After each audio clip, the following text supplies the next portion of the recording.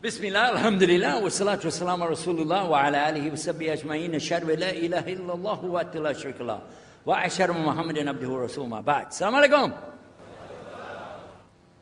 My name is Yusuf. Can you say Yusuf? You say Yusuf. Yeah, very good. I wish you'd teach my wife. She keeps mispronouncing it. She calls me useless.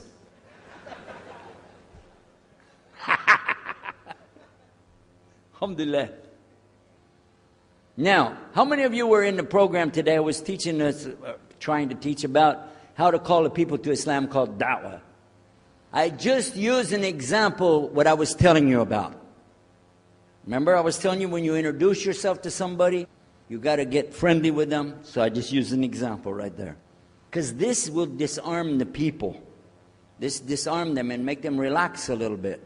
Because they're coming to you with things like, how come you Muslims has to kill all the people? What kind of question is that? How come you have to beat your wives? Why does your book tell you that you're the only ones going to go to paradise? So these kind of questions, when they come to you, what are you going to do? So the first thing, as we said in the program, and I hope, by the way, if you didn't join us today, join us tomorrow. But when we're doing it, you look through the schedule. I'm not going to get into that, but just look through the schedule and join us for this whenever we're talking about the da'wah. Because part of giving da'wah is you. And if the people aren't buying it, they're not going to listen to what you got to say. So you got to soften them up a little bit. Got me? Okay, where are we? The subject tonight is the subject of priests and preachers entering Islam. And often people ask me, we heard about you used to be a priest or something and you came into Islam, so, tell us about it. We want to know, how does that happen?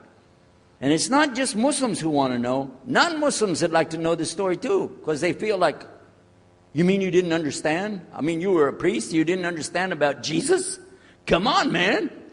So it's a topic that I talk about a lot. The first thing I have to do is clarify a couple of points. I was not a priest.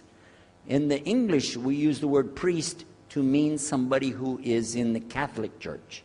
If you're not from the Catholics, if you're from the Protestants, then you don't use that term. We usually use the term, for instance, pastor, minister, preacher, reverend, and these are some of the titles. We came up with an awful lot of them because that's the way humans are, right? Give ourselves titles.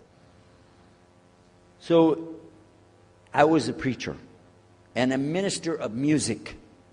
But it doesn't really matter, but just if you're talking to a Christian and you say a priest, he's going to say, oh my God, how is that? And when they find out, oh, you weren't a Catholic, well, that's a lie, then you weren't a priest. So I want to clarify that. As a matter of fact, I will tell you in my own estimation, I'm probably the least of the factions within this equation. Because there were so many other people that came into Islam the same time I did. That's why it takes a little bit of time to tell the story. But they asked me to tell it tonight, so we're going to do that. But I want you to listen carefully to realize what goes through the mind of a person that's not Muslim. Okay? And I usually start out by telling people that my father and I were both ministers, and both of us were also businessmen. In the reverse order. We were business first and preacher second. Got me?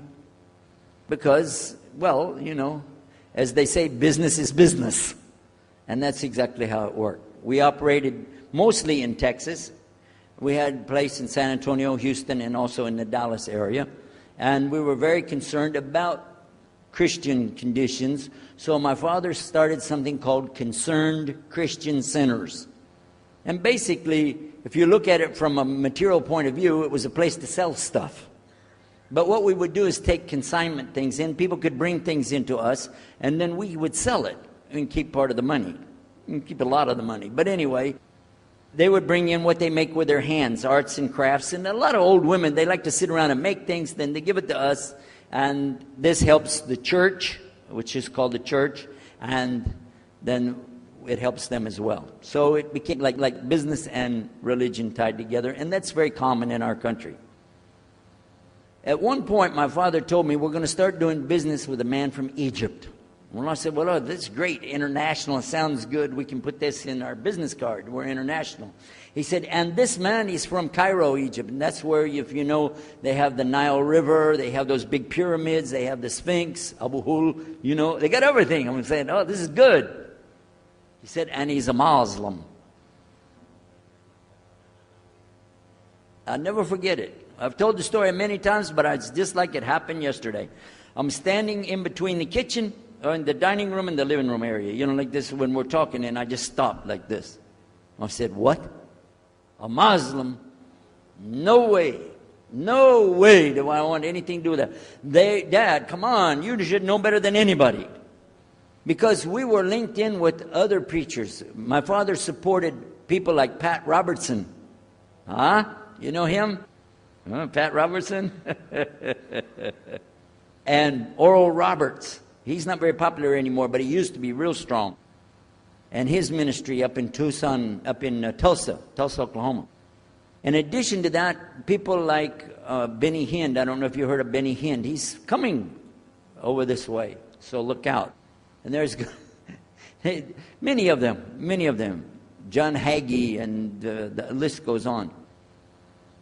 Jerry Falwell, Jimmy Swaggart. Some of the names, maybe heard those before. We know these people. We know all about them.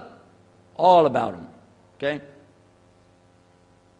So at one point, here I am standing there talking to my father about a Muslim. These are the enemies of God. This is what we've been taught. These same people, I just mentioned their names, in their preaching on the television and so on, this is what they teach.